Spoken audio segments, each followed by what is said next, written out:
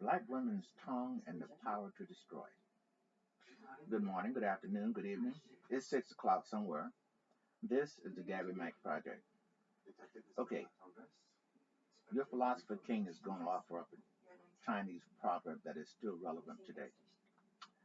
And the proverb says, the tongue is a sword of a woman, and she never lets it get rusty. Now, I would add to that a woman's tongue is also like that of a snake, split in two.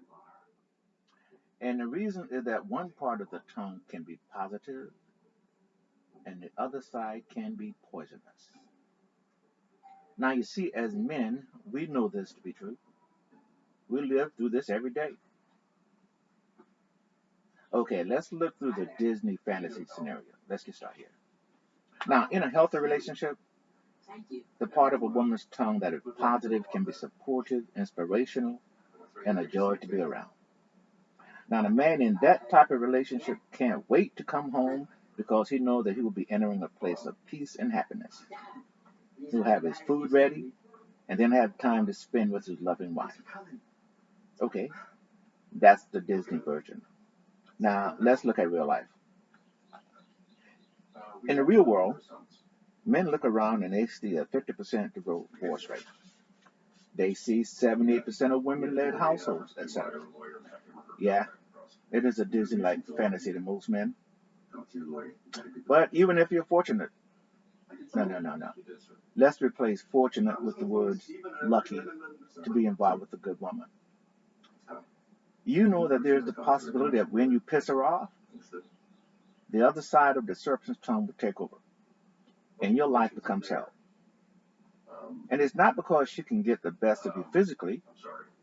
No, it's because she will use that little tongue in her mouth to beat you up. And most men are defenseless. That little thing in her mouth can corrupt the woman's entire body. You see, doctors know this. Did you ever wonder why the tongue is one of the first things a doctor looks for when you go to him? Well, you see, that's because you can diagnose some illnesses just by looking at the tongue. Unfortunately, the doctor's examination can't reveal the fires that rage within a woman's body.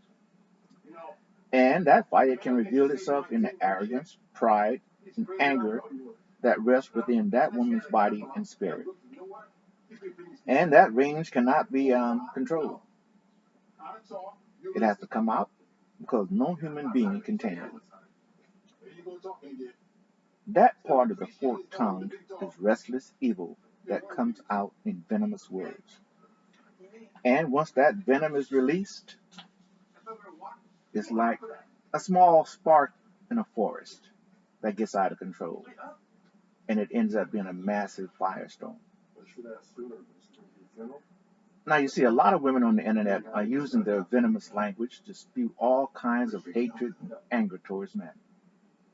They are vicious, and they are vulgar, and they are hungry.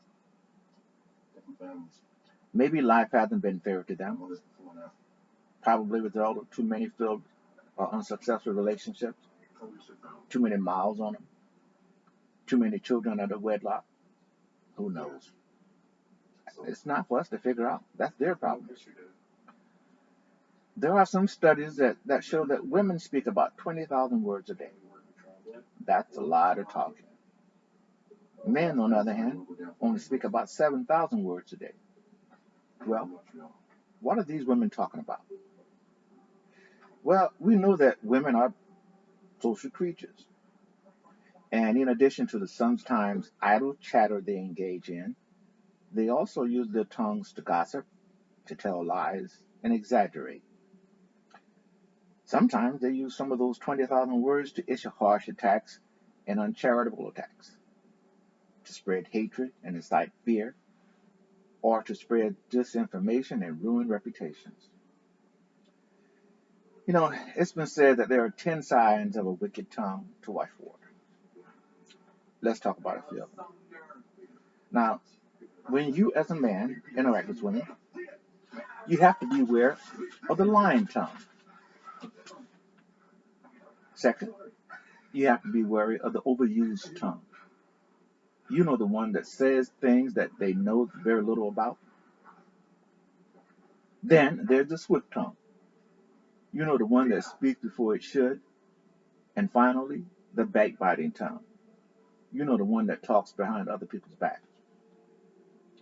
Now, it's said that the tongue can make the difference between death and life, between joy and sorrow.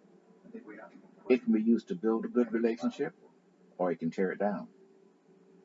And in every relationship, we end up saying something that we should not have, and then we regret it later. But you see, when women are careless with their words, it becomes a part of how they communicate regularly. It becomes ingrained so much that it's taken for granted that that's just the way they are. In closing, here Gabby Max 25 cents. My advice to women who want to have a healthy relationship or just a good interaction with men, take a deep breath and think of the acronym THINK before you open your mouth. Okay? Now, the T stands for, is what you're about to say true? The H stands for, is what you're about to say helpful? The I, is what you're about to say inspiring? The N, is what you're about to say necessary? The K, is what you're about to say kind? The ball's in your court, women. Gabby Mack, O-U-T.